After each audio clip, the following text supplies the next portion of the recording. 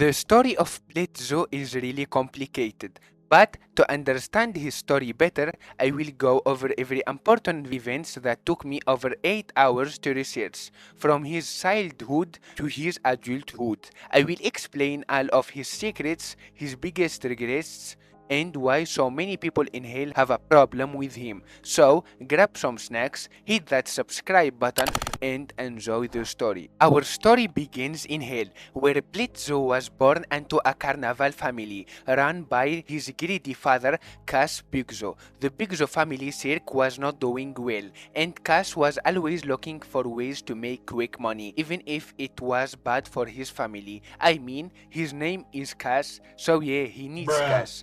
And he grew up with his mother, Tila. She is never shown in the series, but fans believe she was the only one who truly cared about him. However, Blitzo had a twin sister, Barbie Wire, and the two were raised to perform in the cirque from a young age. They lived to entertain, but had very different personalities. Blitzo was loud, naughty, and always trying to be the center of attention, while Barbie Wire was more serious and had a much colder attitude. Alongside them was Pizzaroli, another performer in the cirque. Pizzaroli and Blitzo were best friends, always doing clown acts, acrobatics together. However, Fizz was the real star of the cirque, while Blitzo was often treated as less important. One day, Blitzo's father made a big deal with Paimon, father of Franz Stolas, one of the highest-ranking demons in hell, and was visually revealed in Season 2, Episode 1, The Cirque. And the deal was that Blitz would spend a play date with Stolas, so Cass could get money from Stolas' family. On the other hand, Blitzo didn't really care about Stolas. His real goal was to steal valuable things, like money and diamonds, for his father. Stolas instantly fell for Blitzo, while Blitzo just saw it as a way to get what he wanted. Their awkward encounter ended with Blitzo getting what he needed. But he left without thinking about Stolas again, at least not for a long time. So, as Blitzo got older, things took a dark turn. He continued performing in the cirque, but he started feeling trapped. Vizzaroli was still the main star, becoming more famous and getting more attention from the audience, and Blitzo was growing resentful that he wasn't getting the same recognition and the attention, and his father didn't care about him unless he was making money. One day, a massive fire broke out at the cirque, completely changing Blitzo's life forever. While the exact cause of the fire is still a mystery, this was the moment that Fizzaroli was caught in the fire, and his injuries were so bad that he lost his arms and legs. That's why he got robotic replacement. But Blitzo lost so many things during this. First, his mother possibly died in the fire, but this is not confirmed because we didn't see her in the show. But what do you think? She maybe died or not? And he also lost his best friend that day. Fizz blamed him for what happened and hated him from then on. That's what made Blitzo left the cirque forever. This was the first big loss of Blitzo's life. He lost his family, his home, and his best friend all at once. But there is more coming.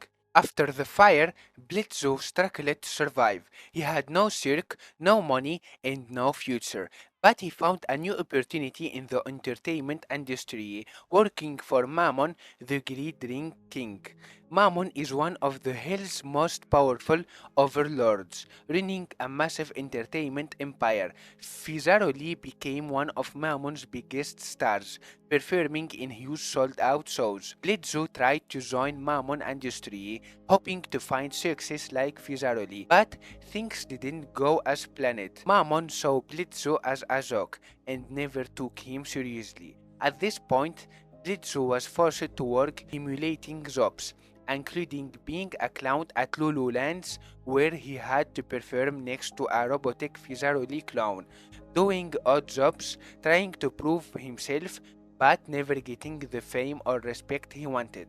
This was when Blitzo started feeling real hatred toward Fizaroli. He saw Fiz as a sellout, someone who abandoned their friendship for fame. But tell us in the comments, you think that Fiz really abandoned the friendship with Blitz for fame and money? So, after a long time when he completely stopped talking with Fiz, he started to work as a performer. When he first crossed paths with Verosika, Verosika loved the idea of dating a bad boy, and Blitzo played the role perfectly. At first, they had fun, but their relationship quickly turned bad, and that's because Blitzo was emotionally unavailable. He had deep trauma and pushed Verosika away. Also, he had no money, and Verosika saw him as a broke loser. And the funny thing that Blitzo stole Verosika credit cards and left her, ending the relationship in the worst way possible. So Verosika hates him now, and she has mocked him publicly in her music, what makes so many people hate him. So now Blitzo has failed at the circ, Mammon industry, and in his relationship with Verosika. With nowhere left to go, he decided to start something new, his own assassination business, I.M.P, Immediate Murder Professionals.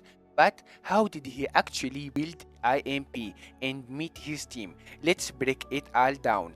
Blitzo always wanted to be his own boss, but the only thing he had of value was the stolen book from Stolas. This book allowed demons to travel to the human worlds, something that was normally impossible for demons. With this book, Blitzo released something genius. Most demons in hell still held hate against people who had a problem with them on earth. If he could get into the human world, he could offer a service to demons, killing humans for revenge. And EMP was born a small business, offering assassination service for demons. So Blitzo set up a small office and began hiring employees.